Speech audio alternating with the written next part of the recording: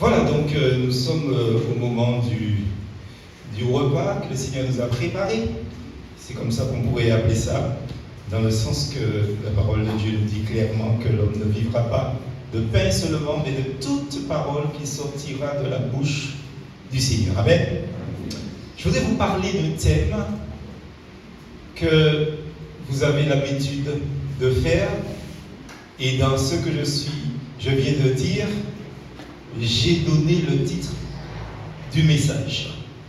Ce sont nos habitudes. Et évidemment, donc, je suis conscient d'une chose, c'est que nous faisons beaucoup de choses par habitude. Il y a des choses que vous faites machinalement, il y a des choses que vous faites peut-être consciemment, mais ce sont des habitudes. Mais malheureusement, ce qui se passe dans cette situation, c'est que dans ce que nous faisons par habitude, il y a des bonnes habitudes et il y a des mauvaises habitudes. Et je pense que ce message est là pour nous éclairer un peu, pour nous aider à faire une petite distinction entre les bonnes habitudes et les mauvaises habitudes. C'est une évidence. Merci, tu peux l'amener, tu vas passer à la télé. Donc, merci, Kevin. Et donc, c'est une évidence comme quoi que nous devons discerner ce qui est bon de ce qui est mauvais, ou le contraire, si vous voulez, ce qui est mauvais de ce qui est bon, pour pouvoir adopter que des bonnes habitudes. J'ai trouvé 3 mots en français, dans le grec et dans l'hébreu, il y a des similitudes. Dans le champ sémantique du mot habitude, il y a d'autres termes qui signifient habitude, mais dans le français même, tiré du français, dans la Bible, il existe 3 versets, et je vais vous montrer le seul en ce sens. Dans 1 Corinthiens chapitre 11, au verset 16, il est dit: si quelqu'un se plaît à contester, nous n'avons pas cette habitude, non plus que les églises de Dieu. Nous n'avons pas cette habitude. Et il est évident comme quoi que si nous comprenons tout de suite ce verset, nous comprenons que le fait de contester n'est pas une bonne habitude. Il y a des mots ici. C'est pas une bonne. C'est ce qu'il dit, hein. Si quelqu'un se plaît à contester, mais nous n'avons pas cette habitude. C'est-à-dire que si vous dites quelque chose à quelqu'un que la personne ne vous croit pas, mais laissez la personne tranquille. Ce n'est pas la peine d'essayer de convaincre la personne. Nous n'avons pas cette habitude. Et je voudrais dire que, bien sûr que chacun a ses habitudes. Des fois elles sont bonnes, c'est très bien, et des fois elles sont mauvaises. Pourtant, une bonne habitude ne produit pas nécessairement du fruit pour Dieu. Il y a des habitudes qui n'apportent rien à Dieu, pourtant ce sont des bonnes habitudes. Et une mauvaise habitude n'est pas forcément des fois un péché. Je vais vous dire ce que peut-être mon épouse considère comme une très mauvaise habitude chez moi, c'est de prendre du café. Mais c'est pas un péché. Mais c'est pour elle certainement une mauvaise habitude. Alors si une habitude a été prise, très souvent, il est difficile donc de la changer en un tour de main. Donc, ça veut dire un tour de main, ça veut dire un tour de main, c'est un vieux français que j'emploie. Et il est évident que cette habitude, c'est parfois si bien installée que l'on n'y pense même plus. Vous faites des choses, des fois, par exemple, je vois des gens qui font alors qu'ils n'ont pas de cheveux.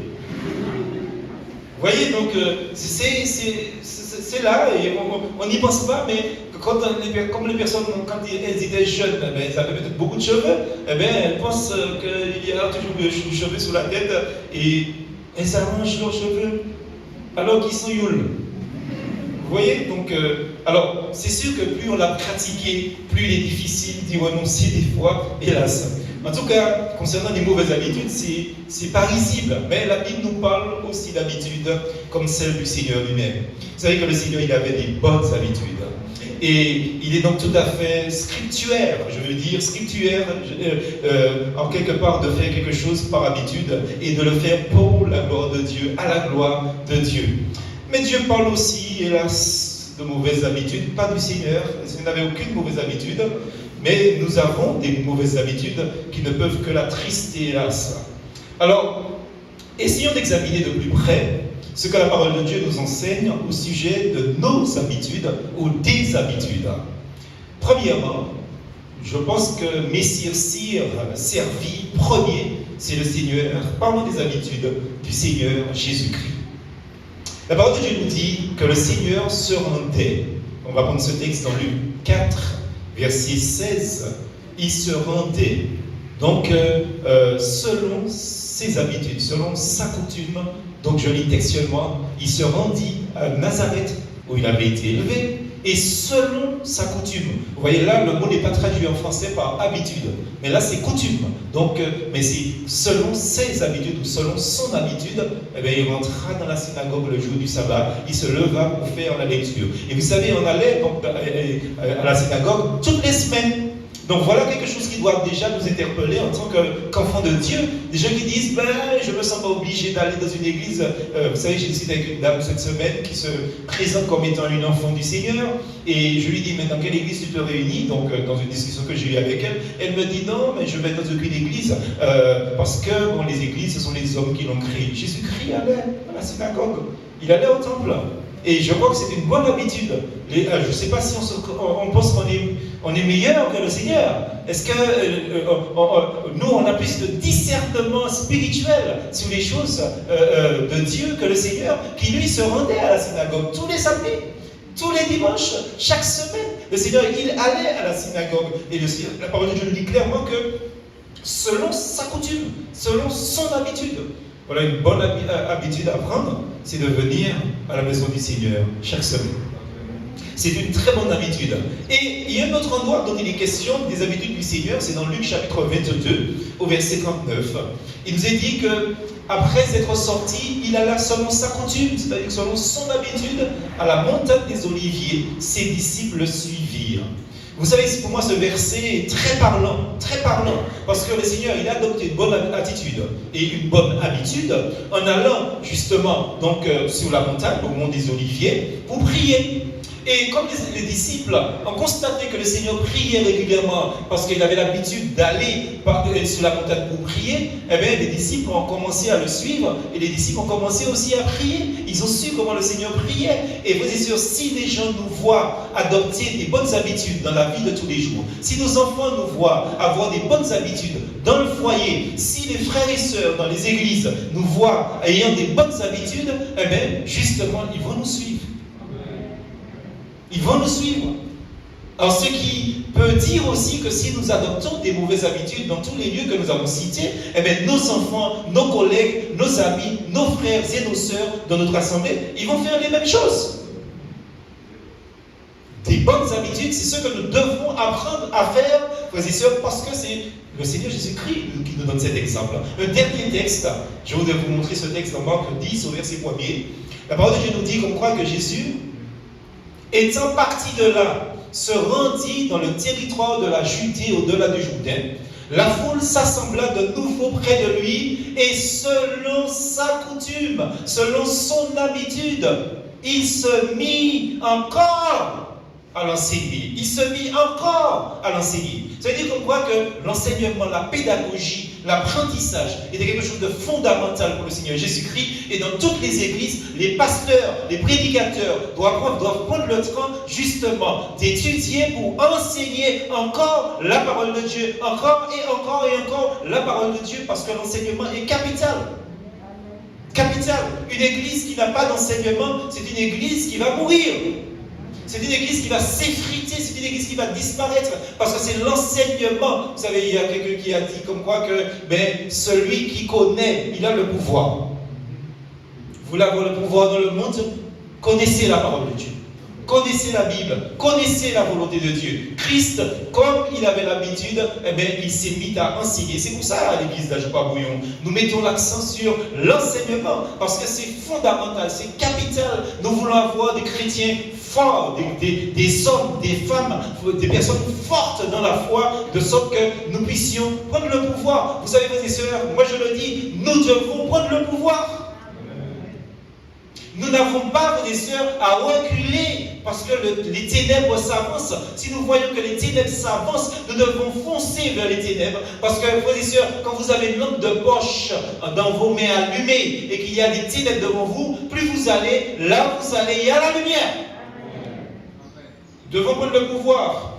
Dans toutes ces situations que nous venons d'évoquer, eh bien, le Seigneur, il a agi par habitude. Et ces habitudes étaient sans exception de bonnes habitudes. Frères et sœurs, il y a des mauvaises habitudes, on va en parler tout à l'heure. Mais il y a une qui vient dans ma tête. Si que, par exemple, quelqu'un se lève la nuit pour regarder la télévision, ça c'est une mauvaise habitude. Parce que ce qui se passe la nuit, frères et sœurs, c'est jamais des bonnes choses. Surtout dans une télévision. Si on n'a pas dormir, lisez-vous. Moi, quand je ne dors pas, si je n'ai pas sommeil, moi je lis ma Bible. Et si je n'ai pas envie de lire, moi je mets ma radio. Et j'allais dire, maintenant je mets mon téléphone, parce que c'est pour le téléphone. Eh bien, je mets sur Expression de Vie, j'écoute de la musique. Je mets sur une autre radio, j'écoute un message. Et ce matin, j'ai écouté un message parce que je me suis réveillé tôt et je ne voulais pas encore me lever. Il y a une différence, hein. Vous être levé, ne pas réveiller, ne pas être levé, ça va être debout. Donc, j'étais en train d'écouter un collègue haïtien, justement, qui prêchait un très beau message. Et il prêchait sur la cupidité. J'ai dit, je vais vous partager cela aujourd'hui parce que j'ai trouvé ça génial ce qu'il a dit. Et il parlait de la cupidité. Et il a dit, mais si quelqu'un de cupide, vous savez c'est quoi cupide? Quelqu'un qui aime l'argent, quelqu'un qui est avare, quelqu'un qui a la main sous son cœur, mais qui tient son cœur sans vouloir l'ouvrir pour donner de l'argent aux autres, des dons, des cadeaux aux autres personnes autour de lui. Il a dit, si quelqu'un de cupide meurt, il ne faut pas vous inquiéter pour cette personne. Vous prenez un billet, vous passez près de son nez dans le cercueil, il sort l'éveil. Car c'est elle. Il aime tellement l'argent que quand ça va passer près de son nez, même mort, il va réagir. C'est terrible ça. Bon, ça c'était une anecdote. Bon, je ne sais pas si c'est une bonne habitude. Hein. Mais, en tout cas, frères et sœurs, faisons très attention. Nous constatons que le Seigneur avait des bonnes habitudes et nous en concluons, frères et sœurs, que nous pouvons et nous devrions même avoir de bonnes habitudes, par exemple comme la lecture et la prière quotidienne. C'est ce que nous avons vu dans les habitudes du Seigneur. Christ priait, c'est une bonne attitude et une bonne habitude.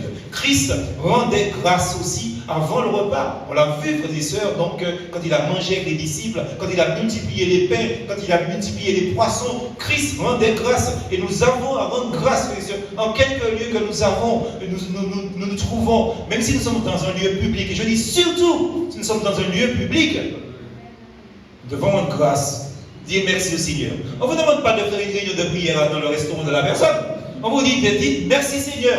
Et il faut que les gens, si à ce moment-là ils vous observent, ils voient que vous avez rendu grâce. Parce que notre but, frères et sœurs, c'est de témoigner le nom du Seigneur. Et nous devons aussi, frères et sœurs, dernière chose, on a commencé par ça dans les bonnes habitudes du Seigneur, mais nous devons fréquenter les réunions dans notre église.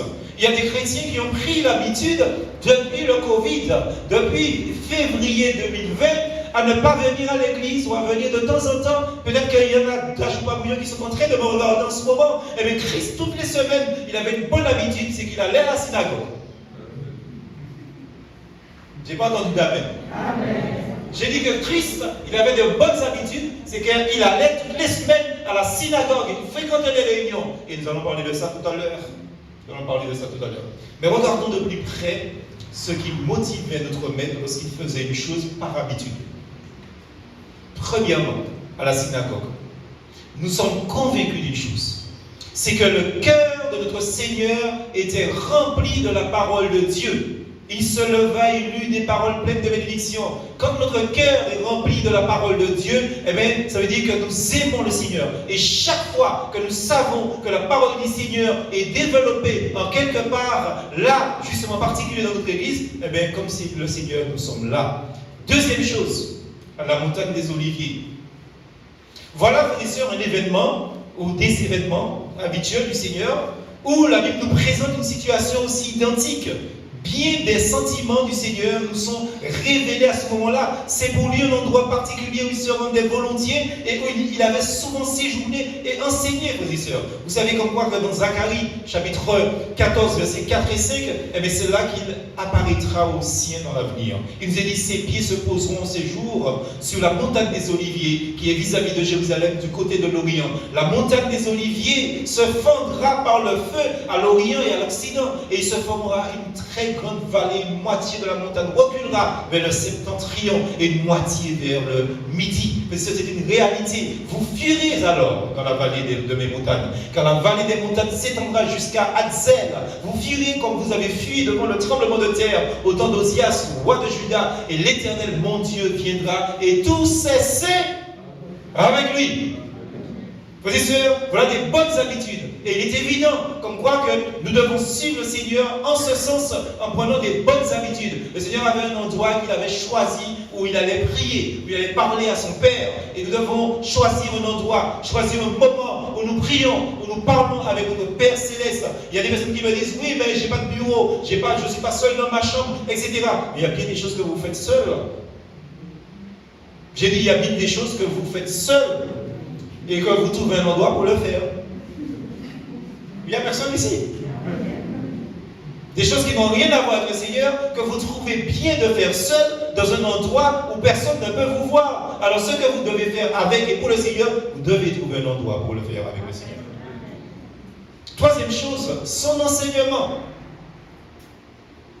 Vous savez, son enseignement du Seigneur n'était pas seulement formel. Mais l'enseignement du Seigneur venait du cœur de notre Seigneur. L'enseignement du Seigneur s'adressait au cœur de ses auditeurs. Le Seigneur, il parlait avec autorité. Pendant ce texte, Marc chapitre 6, verset 34, il nous est dit que quand il sortit de la barque, Jésus vit une grande foule et il fut ému de compassion pour eux. Vous savez, il y a des tas de personnes qui veulent prêcher l'évangile. Ils veulent prêcher l'évangile pour devenir célèbres. Mais le Seigneur nous dit, pour prêcher l'évangile, il faut aimer les gens. Il faut aimer les personnes. Parce qu'on ne peut pas passer que des cravaches dans le dos des gens. Il faut comprendre ça. Il faut aimer les personnes. Et Christ, s'il prêchait, s'il partageait, s'il enseignait, c'est parce qu'il était ému de compassion. Il est dit parce qu'il voyait les gens comme des brebis qui n'ont pas de berger et il se mit à leur enseigner beaucoup de choses. Et notre rôle, c'est de tout faire, de travailler pour que nous puissions connaître le Seigneur et enseigner pour que nous ayons des gens solides devant nous. Amen. Frères et sœurs, le Seigneur, son motif, le motif de son enseignement habituel, c'était l'amour de son prochain. Et quand vous aimez les gens et que vous leur prêchez l'évangile, ils reçoivent le message d'une autre manière.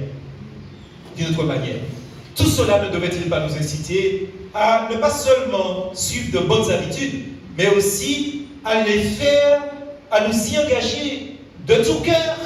Et tout ce que nous faisons ici dans l'église pour le Seigneur, frères et sœurs, nous devons le faire de bon cœur.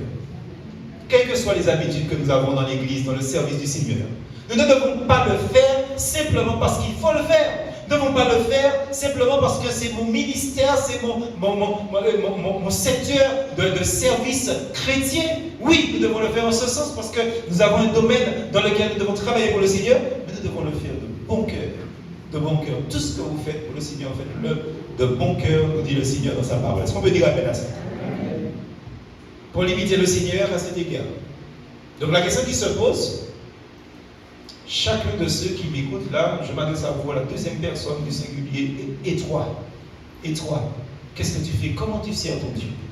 Comment tu sers ton Dieu? Est-ce que tu sers ton Dieu machinalement? Mais est-ce que tu as, et c'est devenu des habitudes pour toi? Mais est-ce que ce sont des bonnes habitudes que tu fais de tout ton cœur? Deuxième point. Maintenant, après avoir parlé des habitudes du Seigneur, nous voulons parler d'une bonne habitude. Et il y a une bonne habitude qui est citée dans Hébreux, chapitre 5, au verset 14. Il nous est dit, mais la nourriture solide est pour les hommes, faite pour ceux dont le jugement est exercé par l'usage à discerner ce qui est bien et ce qui est mal. Discernement spirituel. Nous avons ici ceux qui s'occupent beaucoup de la parole de Dieu et qui par conséquent sont habitués à la voix de Dieu. De fait, parce qu'ils sont habitués à la voix de Dieu, ils sont capables de distinguer le bien du mal. Ça, c'est une bonne habitude. Frères et sœurs, quand vous voyez quelque chose se faire, quand vous entendez une parole qui est prononcée par quelqu'un, quel que soit l'endroit, apprenons à discerner si c'est bien ou si c'est mal. avant de nous greffer dessus. N'est-ce pas? Parce que, vous savez, il y a des gens qui ont cette mauvaise habitude, ben, depuis un bagage sorti, il y aura pas dans l'air. Et ils ne discernent pas. On a le Saint-Esprit, frères et sœurs. On a quelque chose, en tout cas une personne qui est le Saint-Esprit, que tout le monde n'a pas. Et frères et sœurs, je ne sais pas si vous témoignez, si vous évangélisez, si des personnes viennent vers vous, vous cherchez conseil. Frères et sœurs, souvent, ces personnes vous disent, mais comment vous faites pour savoir ces choses? Mais en réalité, on ne sait rien. On a le Saint-Esprit. Et le Seigneur l'avait dit, le Seigneur l'avait prophétisé. À ce moment-là, ce n'est pas vous qui parlerez, mais c'est le Saint-Esprit qui parlera. On peut dire amen à ça. Donnons gloire à Dieu. Prenez ces bonnes habitudes à distinguer ce qui est bien du mal. Et je crois que c'est une bonne habitude, en d'autres termes, frères et sœurs, et une bonne compréhension de la parole. Prenons ces habitudes-là. Je me dis comme quoi que cela n'a rien à faire avec une sorte d'accoutumance aux vérités bibliques qui, en réalité, ne touche pas le cœur ou la conscience. Ce qui a peut-être été, des fois, notre cas, la première fois peut-être que nous avons entendu la parole de Dieu, ça ne nous a pas touchés. Mais quand on a compris la volonté de Dieu, il est évident, frères et sœurs, que maintenant que nous connaissons, mais nous savons que nous devons choisir entre le bien et le bon. Mais ça, c'est une bonne habitude qui requiert une lecture assidue, régulière de la parole de Dieu. Et je suis heureux de savoir que plusieurs d'entre vous, hélas pas tous, qui ont commencé la lecture de la Bible en une année, eh bien, plusieurs d'entre vous, vous êtes sur la fin et vous avez presque conclu la Bible, la lecture de la Bible en une année. Je dois vous dire que l'année prochaine, on va recommencer avec un autre plan.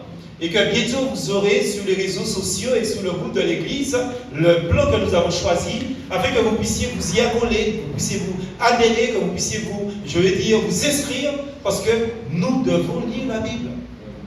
Nous devons lire la Bible avant de faire quoi que ce soit. Frères et sœurs, au début de la journée, lisez la Bible. Commencez la journée avec le Seigneur. Vous savez, il y a un acteur qui avait dit, Denzel Washington, qui avait dit cette phrase extraordinaire qui a fait le tour du monde.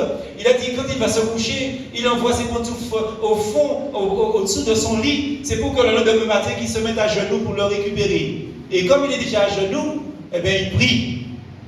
Il prie chaque matin comme ça. Et frères et sœurs, chaque chrétien doit prendre le temps avant de commencer ses activités dans la journée. Lisez la parole de Dieu. Ça, c'est une bonne habitude à adopter. Parce que vous ne pouvez pas parler de Dieu.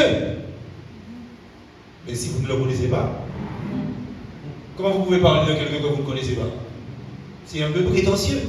Pour parler de Dieu, il faut connaître Dieu. C'est une bonne habitude qu'il faut prendre, frères et sœurs, parce que le but de la lecture de la parole de Dieu, c'est mieux le connaître afin de mieux le servir.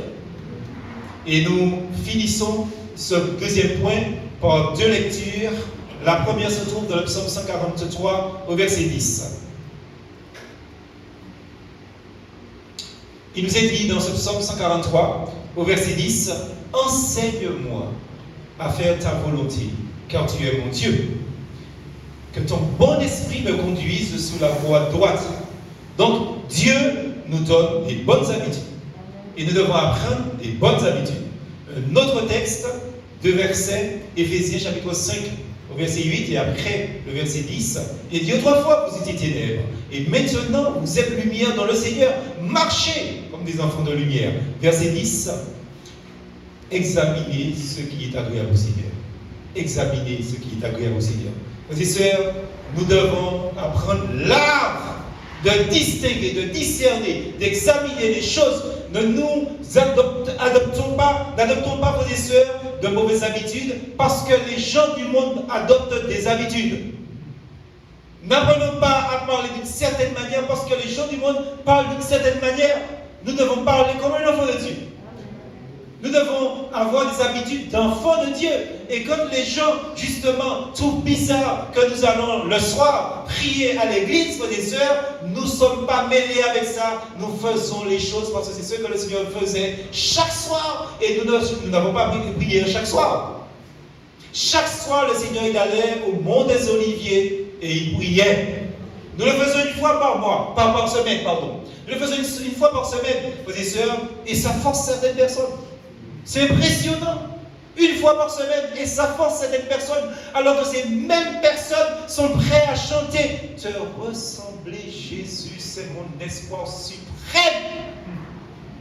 Si c'est ton espoir suprême, venir à la synagogue, ou à l'église, ou dans la maison du Seigneur, ou au temple, ça ne devait pas te forcer. Parce que si ça te force, quand tu vas chanter, tu vas mentir. Il y a un chrétien qui a dit une fois, un pasteur, un collègue, il a dit là où les chrétiens mentent le plus, c'est quand ils chantent. Troisième point. Des habitudes anodines. Alors anodine, ça veut dire, en fait, sans gravité, sans danger, des habitudes qui sont, en fait, inoffensives, en fait. Frères et sœurs, certaines de nos habitudes ne sont pas mauvaises. Et la parole de Dieu ne nous donne pas d'instruction à leur sujet. Nous devrions les suivre à la gloire de Dieu ou pour la gloire de Dieu. Parce que nous sommes exhortés à tout faire à la gloire, pour la gloire de Dieu. Alors, vous savez comme quoi, voilà une habitude, mais en fait, justement, qui est anodine. Enfin, peut-être pas physiquement, mais qui est anodine de point de vue spirituel. Manger. Qui c'est qui ne mange pas ici? C'est vous ne mangez pas, vous ne serez pas là. Frères et sœurs, le fait que nous mangeons, vous savez que ça n'a rien pour c'est pas une habitude biblique, spirituelle. Mais le problème, c'est que nous pouvons transformer cette habitude anodine en mauvaise habitude. Ça veut dire que si plus nous manger à l'état de la vie, nous allons manger, là, c'est une très mauvaise habitude. Là, il y a des gens qui ne veulent pas voir l'assiette embarrassée. C'est-à-dire que chaque fois que l'assiette a quelque chose, il faut manger. Il faut manger. Frères et sœurs, vous savez comme quoi que manger ou boire, ou il y a d'autres choses semblables, ce sont des habitudes qui ne sont pas à la gloire de Dieu, pour la gloire de Dieu, mais nous devons transformer ces habitudes-là à la gloire de Dieu. Lisons 1 Corinthiens chapitre 10, verset 31. Il nous est dit, soit donc que vous mangiez, soit que vous buviez, soit que vous fassiez quelque autre chose, c'est-à-dire quoi que vous fassiez, faites tout pour la gloire de Dieu. Vous voyez, même quand vous mangez, vous savez ça, vous devez glorifier Dieu dans la bouchée. Si d'habitude vous mangez, là, vous devez manger un petit madia. Pour la gloire de Dieu. Si vous avez l'habitude de boire, vous devez boire un petit madia. Pour la gloire de Dieu. Vous êtes fils et filles du roi. Vous avez déjà vu le fils ou la fille d'un roi boire de manière gloutonne? Ces gens-là, ils vont à l'école de la bonne manière. On prend tous les fils du roi, c'est des rois et des reines, les filles aussi, etc. Et puis on leur fait des cours d'instruction civique. Ce sont des enfants de personnes, c'est la noblesse terrestre. Nous, frères et sœurs, nous sommes plus que ça. Nous sommes la noblesse céleste. Alléluia. Bien sûr, donnons gloire à Dieu dans ce que nous faisons. En tout cas, ce n'est pas moi qui le dis. Le Seigneur dit, mais soit que vous mangez, soit que vous buvez, faites tout pour la gloire de Dieu. Je sens que tout à l'heure, il y a des gens qui vont. À midi là, on va regarder les gens pour savoir. N'est-ce pas? Surtout que ce jour, dans plusieurs familles, puisque ce sont les jours de fête, les gens sont en vacances, les gens profitent pour manger en famille et c'est une bonne chose. Vous savez, dans certains domaines, nous avons nous avons la liberté d'agir devant Dieu à notre gré, selon notre bon plaisir, frères et sœurs. Par exemple, les uns mangent chaque matin des céréales, alors qu'il y a des personnes qui mangent du pain. Il y a des personnes qui mangent des légumes le matin. Frères et sœurs, mais quoi que vous mangiez, donnez gloire à Dieu. Parce que ces habitudes peuvent être suivies aussi longtemps qu'elles ne sont pas en opposition avec la parole de Dieu. Et nous avons un exemple dans Jean chapitre 2, au verset 6. La parole de Dieu nous dit que dans ce texte-là, les Juifs obéissaient en fait à leur tradition et frères et sœurs, c'était devenu, ils étaient habitués, c'était devenu des habitudes. La parole de Dieu nous dit que or, il y avait là 6 vases de bière destinés aux purifications des Juifs et contenant chacun 2 ou 3 mesures. Ça veut dire comme quoi que les Juifs, ils avaient une pratique, une tradition, c'est qu'ils lavaient les cruches. Ils se lavaient les mains très très soigneusement pour rien souiller d'autres quand ils les avaient touchés. Vous voyez que le coronavirus n'a rien amené de nouveau en Israël. Hein? Ils se lavaient les mains régulièrement. Ce n'était pas ce mal en soi, c'était une bonne habitude.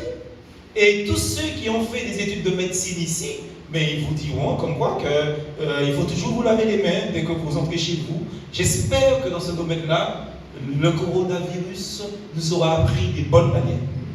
Quand vous sortez et quand vous rentrez chez vous, lavez-vous les mains. C'est ce que disent les spécialistes en matière donc médicale. Frères et sœurs, ce n'était pas un mal, cette pratique religieuse, avant tout, que les Juifs ils avaient adoptée. Mais qu'est-ce qui se passe? C'est que le Seigneur leur montre, parce que vous savez comme quoi que c'est eux qui avaient mis ces choses.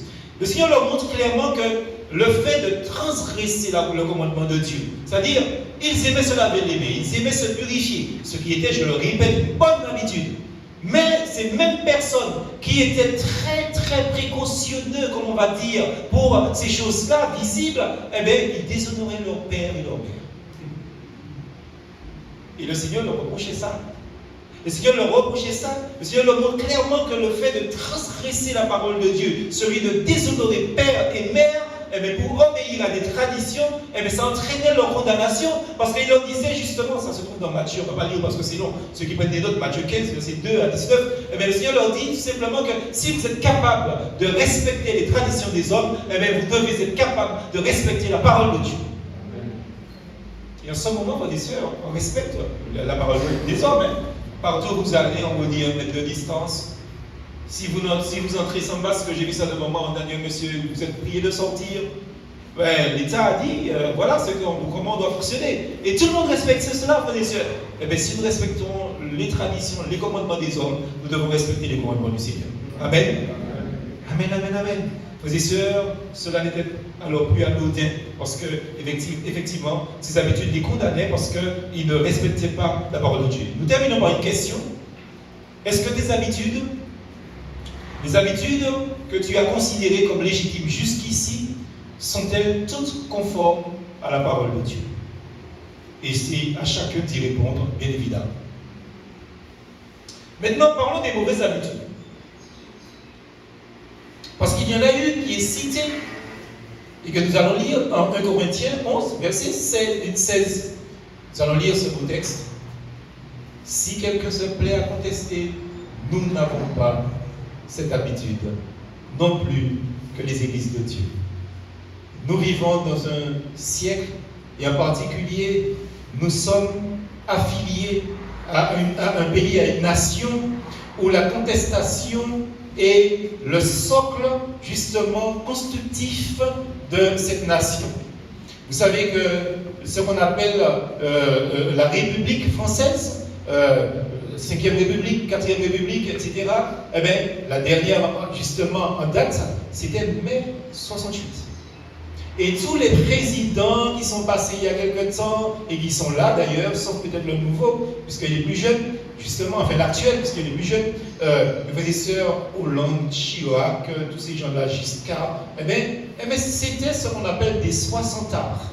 Vous savez, c'était des gens des années 60, et qui ont manifesté, donc à ce moment-là, en mai 68, et il y avait le slogan qui disait « Il est interdit d'interdire ». Vous voyez? Donc, frères et sœurs, et évidemment, quand une société base sa juridiction, sa constitution sur le fait qu'il est interdit d'interdire, eh bien on arrive à ça, ce qui existe aujourd'hui. Vous voyez? Toutes sortes de dérives morales, spirituelles, frères et sœurs, financières, etc., etc. En fait, en France, personne ne dirige personne.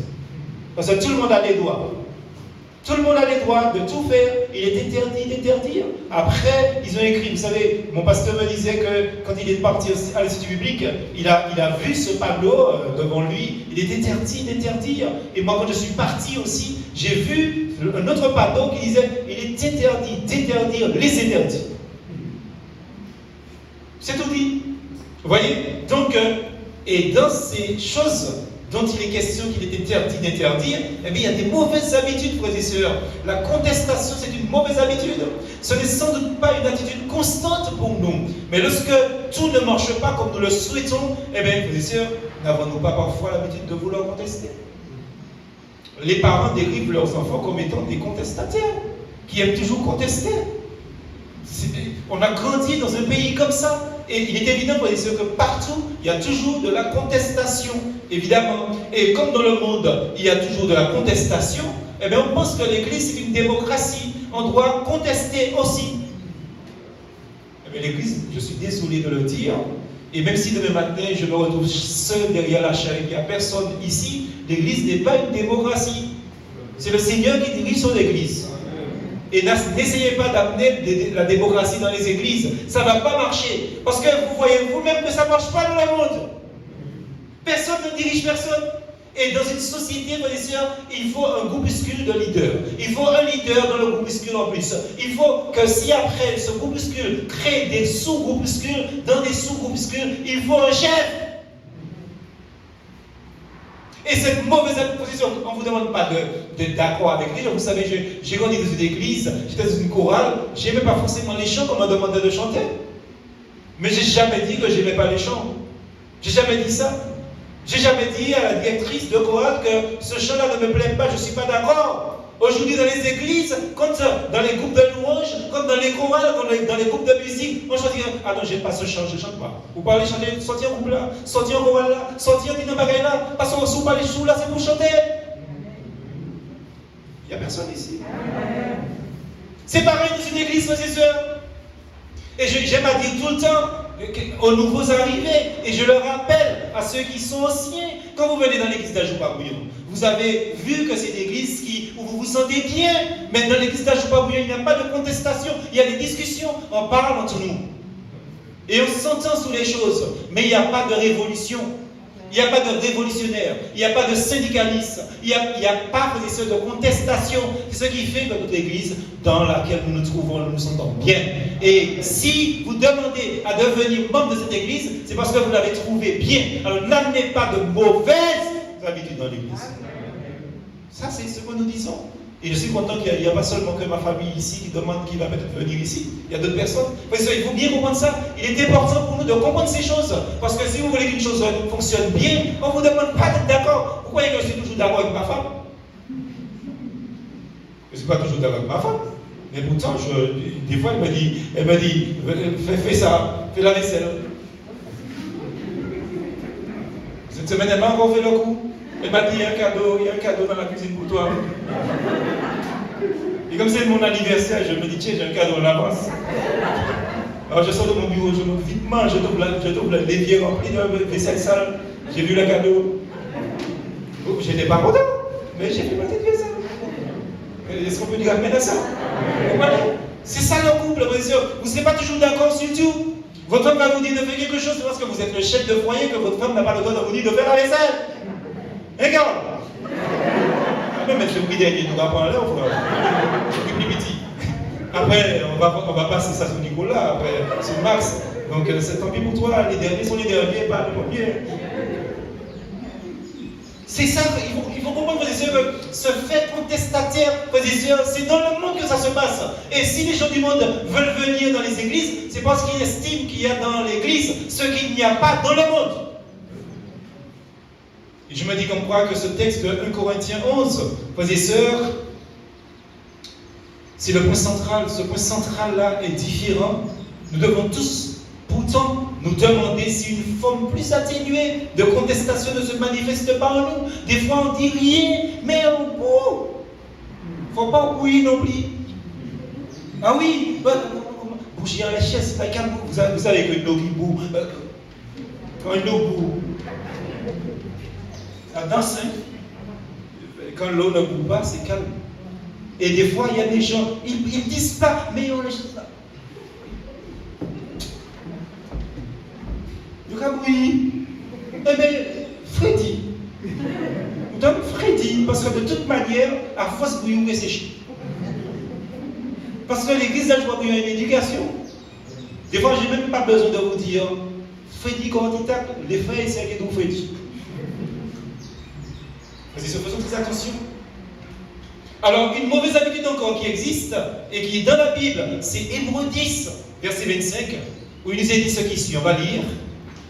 Il nous est dit, n'abandonnons pas notre assemblée comme c'est la coutume, comme c'est l'habitude de quelques-uns, mais exhortons-nous réciproquement, et cela d'autant plus que vous voyez s'approcher le jour. Frères et sœurs, il y a des gens qui prennent l'habitude de ne pas venir dans les réunions. Et ça, c'est une mauvaise habitude. Alors, c'est marrant parce que quand les gens ils ont une bonne raison, ils disent, pasteur, tu sais, je ne serai pas là parce que je vais au médecin, pasteur, tu sais, je ne serai pas là parce que je suis allé chercher ma femme et il y a du WhatsApp. Là, il y a un bon raison, mais quand ils n'ont aucune raison, je dis, ouais, mon parent, et des fois, à la prochaine réunion, je les regarde, les yeux dans les yeux, je regarde, c'est bon. Monsieur pasteur, prenez des bonnes habitudes. Prenez des bonnes habitudes, je vous le dis, prenez des bonnes habitudes. Et là, vous savez, il y a beaucoup de personnes qui ont pris ce texte mal.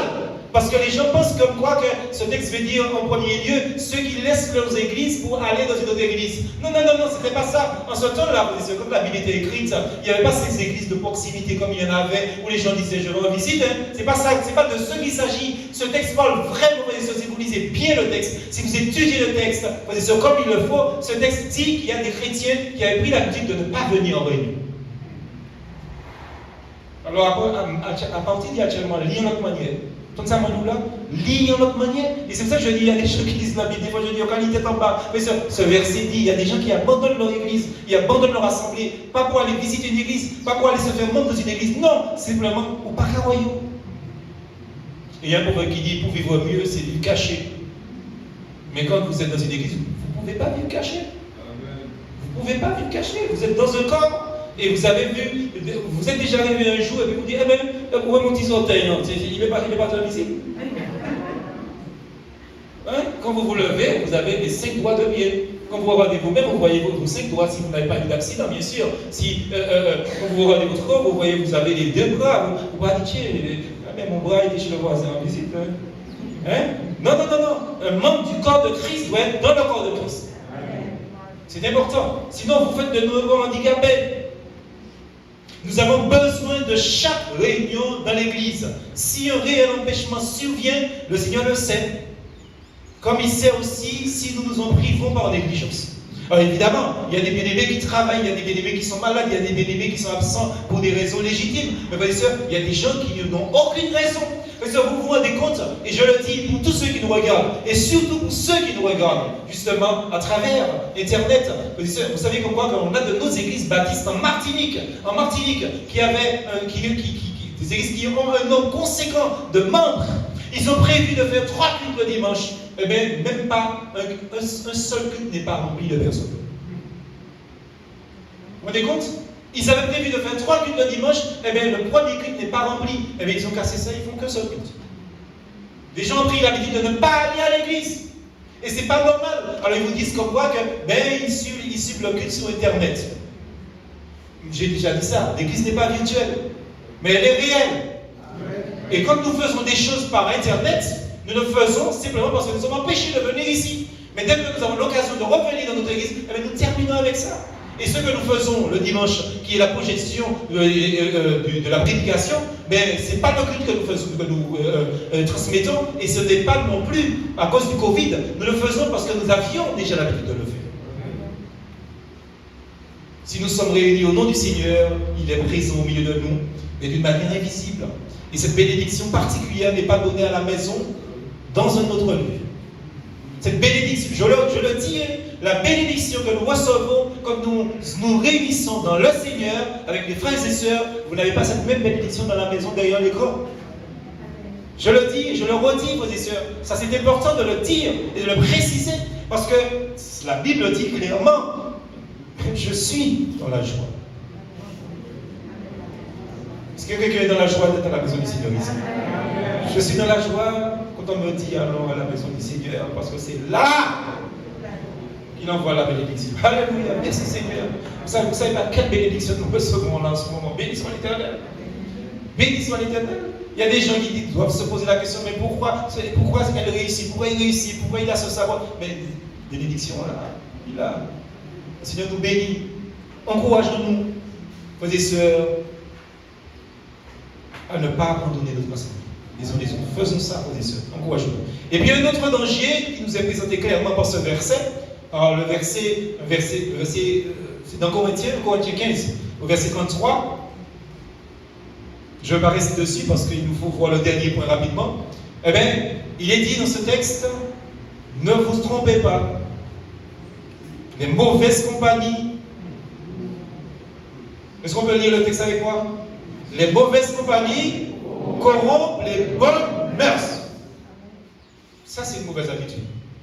Un chrétien ne doit pas avoir de mauvaise compagnie.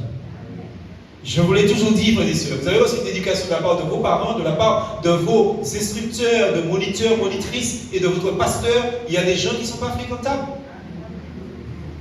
Il y a des gens que vous ne devez pas fréquenter, frères et sœurs. Quand on ne peut pas rendre gloire à Dieu devant une personne, c'est que cette personne n'est pas fréquentable.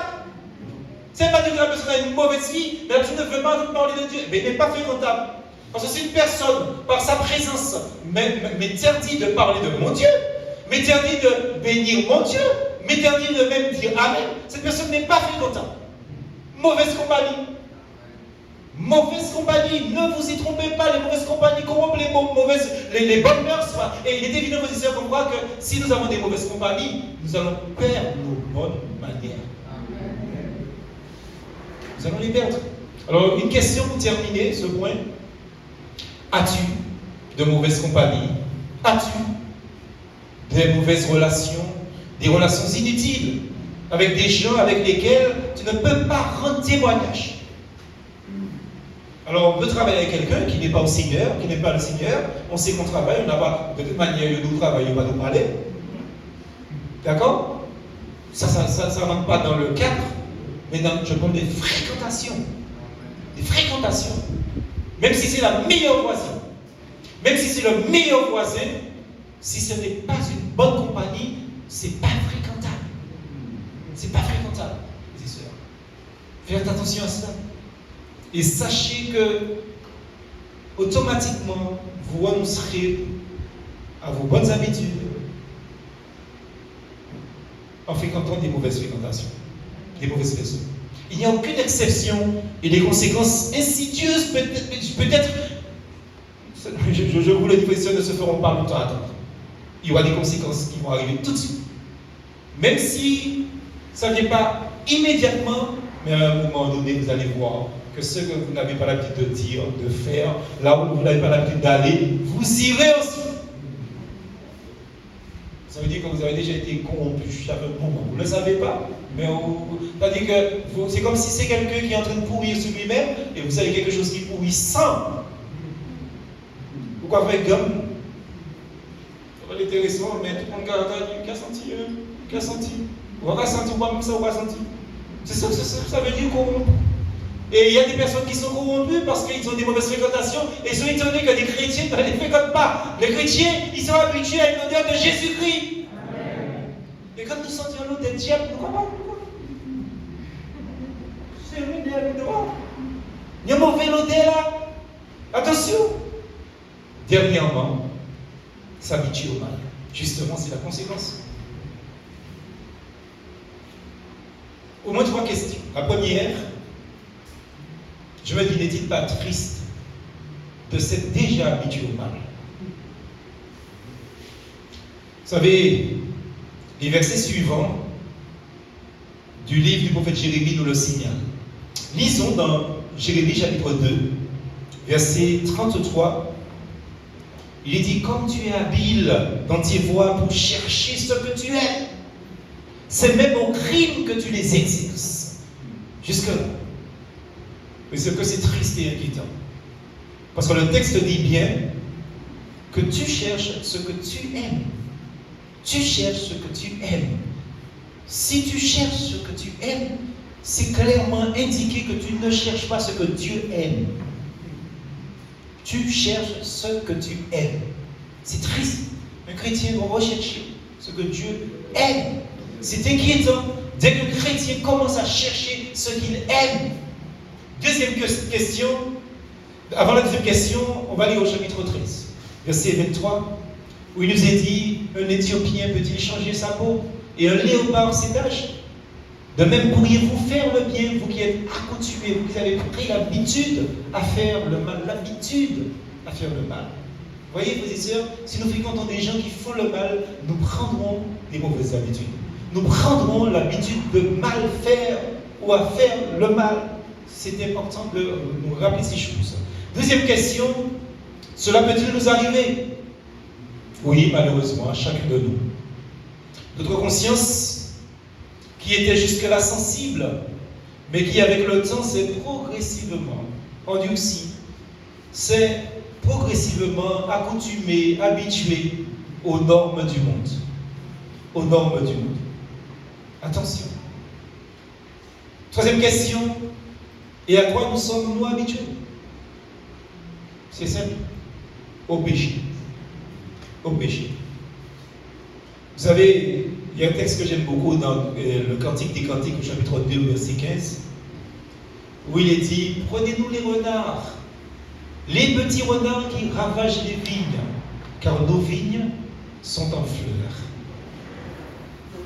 Il y a beaucoup de chrétiens qui ont laissé courir des renards dans leurs vignes. Et vous savez, un renard dans une vigne écrase tout. Il mange les raisins, écrase tout, frères et sœurs.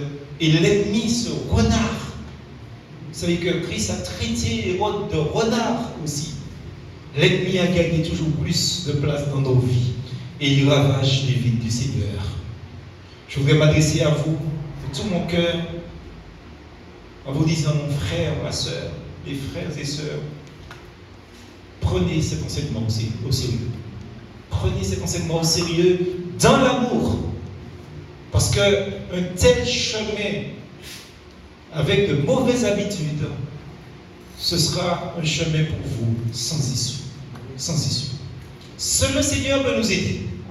Lui qui nous aime tant, lui qui, de toute manière, veut nous retirer dans cet état, eh bien, le Seigneur, il a fait tout ce qui est nécessaire à la croix et il est plein de grâce à notre égard. Toutefois, si nous avons adopté des mauvaises habitudes, et nous avons dit, les mauvaises habitudes, c'est péché, nous devons confesser notre péché en nous appuyant sur la grâce et l'amour de Dieu, afin qu'il puisse nous en purifier. Alors, en conclusion, je voudrais dire ceci. Que le sujet que nous venons de traiter, c'est-à-dire les habitudes, bonnes, mauvaises, que ce sujet-là nous rende plus sensibles à la manière dont nous marchons, à la manière dont nous pensons. Parce que la manière dont nous pensons, justement, traduit la manière que nous marchons. Ne l'oubliez jamais. Pas de mauvaises pensées. Pas de mauvaises pensées. Et demandons au Seigneur si ceci ou cela lui plaît, plutôt que de faire ce que beaucoup font, ce qui est même accepté, voire généralement pratiqué parmi des croyants, même des fois des croyants estimés. Mais ne rejette pas les habitudes comme des vieilleries. Oui, c'est ce type de vieilles personnes. Vous savez, il y a des jeunes qui ont grandi dans les églises et qui ont laissé leur assemblée, parce que d'autres jeunes qu'ils fréquentaient, qui étaient infréquentables, ont fini par les convaincre qu'aller à l'église, ce sont des vieilleries de vieilles personnes. Et ils ne sont plus dans les églises. Ils ne sont plus dans les églises. Alors, frères et sœurs, les parents chrétiens doivent agir d'une certaine manière avec leurs enfants. C'est-à-dire que les parents doivent adopter à la maison des bonnes habitudes. Et ensuite, vos enfants, ils auront de bonnes habitudes. Vous savez, je me rappelle d'une scène, quand nous étions dans le ministère en Guadeloupe. Je me rappelle que nous n'avions qu'un enfant en ce temps-là. Et notre fils aîné, il avait 2 ans et sa maman avait l'habitude de le préparer avant nous. Et comme il n'avait rien à faire entre-temps pour embêter les gens, il venait dans mon bureau. Des fois, j'étais en train de préparer la voiture. Il venait près de la voiture pour soi-disant m'aider, mais ça n'avait rien porté. Donc, et j'avais l'habitude de taper sur les pneus, les 4 pneus des véhicules, l'une après l'autre, bien sûr, en passant tout de la voiture pour voir si les pneus étaient bien gonflés, parce que je me disais qu'on avait une longue route à faire chaque fois qu'on allait à l'église. On sortait de Mbaro pour aller jusqu'au moule. Donc, si c'était mal gonflé, pour les gonfler.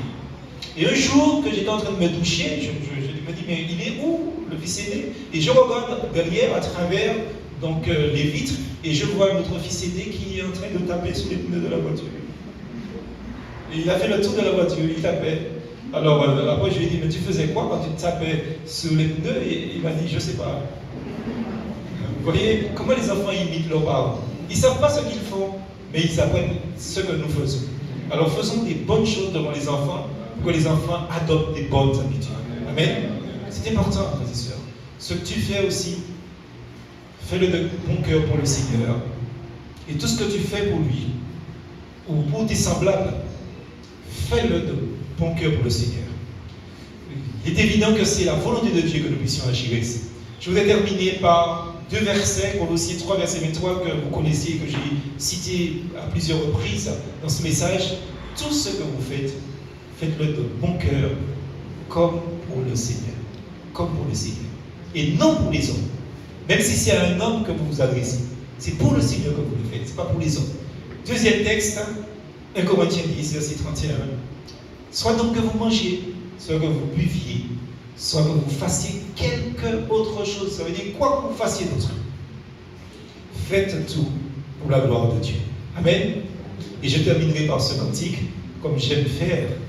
J'aime lire les cantiques et les cantiques m'inspirent des fois. Des fois, c'est à la suite d'une lecture d'un cantique que je fais un message, arrive.